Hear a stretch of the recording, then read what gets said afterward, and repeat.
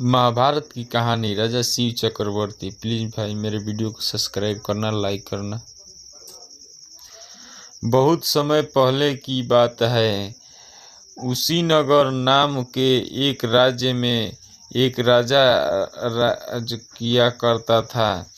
उस राज्य का नाम था शिवी।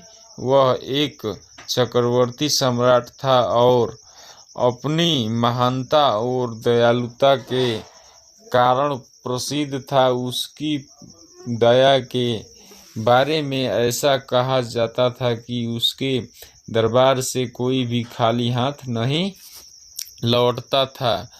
वह हर किसी की मदद के लिए हमेशा तैयार रहता, भले ही उसके लिए किसी भी तरह का बलिदान क्यों न देना पड़े। यही कारण था कि उसकी दयालुता के चर्चे पृथ्वी लोक से आगे बढ़कर स्वर्ग तक भी पहुंच गए। मन मनाए कि वह राजा शिवी की परीक्षा स्वयं लेंगे और सुनिश्चित करेंगे कि क्या वाकई में राजा शिवी इतने ही दयालु है या यह उनका महज एक ढोंग है। यह तय करने के लिए उन्होंने एक योजना बनाई और अग्नि देव को भी अपने साथ योजना में शामिल होने का निवेदन किया। राजा इंद्र की बात पर अग्निदेव भी राजा शिवी की परीक्षा लेने के लिए तैयार हो गए। फिर क्या था, राजा इंद्र ने एक बाज का रूप धारण किया और अग्निदेव ने एक कबूतर का। दोनों राजा शिवी के दरबार की ओर चल दिए। अग्निदेव कबूतर के रूप में आगे गए और इंद्र बाज के रूप में इस प्रकार उनके पीछे चले कि मानो कि एक बाज कबूतर का शिकार करने के लिए उसके पीछे उड़ रहा है।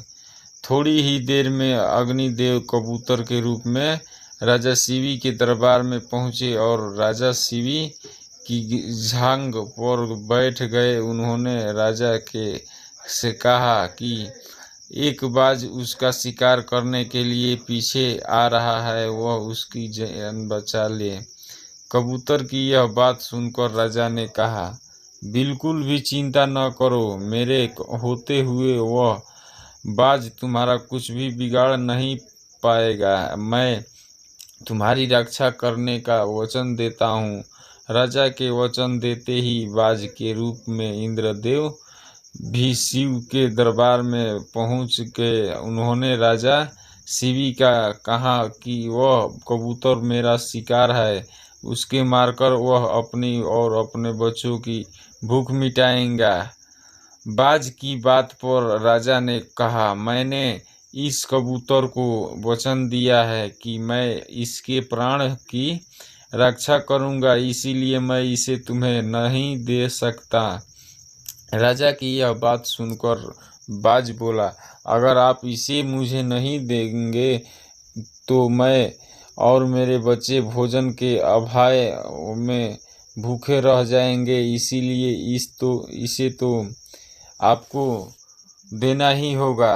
बाज की यह बात सुन राजा शिवी थोड़ी देर सोच में पड़ गए और कुछ विचार करने लगे। कुछ देर विचार करने के बाद राजा शिवी ने बाज से कहा, अगर मैं तुम्हें इस कबूतर के वजन के बराबर मांस दे दूं तो तुम्हारी और तुम्हारी बच्चों की भूख मिट जाएगी।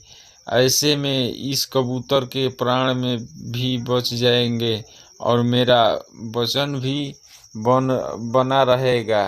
राजा की इस बात पर बाज के रूप में आए इंद्रदेव राजी हो गए, लेकिन उन्होंने राजा के सामने एक शर्त रख दी। बाज ने कहा, महाराज मैं तैयार हूँ, लेकिन आपको कबूतर के वजन का मांस अपने शरीर से देना होगा। बाज की यह बात सुनकर राजा ने सोचा कि कबूतर का वजन कितना होगा। अगर मैं अपने शरीर से ही इसका वजन के बराबर मांस दे देता हूँ तो इस कबूतर की जान बच जाएगी। यह सोचकर राजा ने अपने एक दरबारी को एक तराजू लाने का आदेश दिया। दरबार में तराजू लाया गया। राजा ने तराजू के एक पलड़े पर कबूतर को रखा और एक चाकू से अपनी जांघ से एक टुकड़ा काटकर तराजू के दूसरे पलड़े पर रख दिया, लेकिन तराजू तनिक भी नहीं हिला। यह देखकर राजा ने एक और टुकड़ा काटकर तराजू पर रखा। उसके बाद भी मांस का टुकड़ा कबूतर के वजन से काफी कम था। उन्होंने धीरे धीरे करके अपने आधे शरीर के मांस को निकाल कर तराजू पर रख दिया। उसके बाद भी मांस का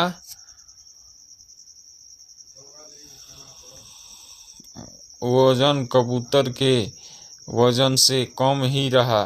यह देखकर राजा शिवी बहुत निराश हुए।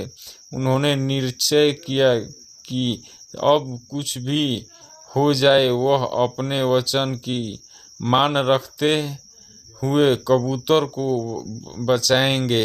यह सोचकर वह खुद ही तराजू के पलड़े पर बैठ गए और तराजू पर कबूतर का पलड़ा ऊपर आ गया। राजा ने बाज से कहा, तुम मेरे पूरे शरीर का मांस ले लो और कबूतर को छोड़ दो।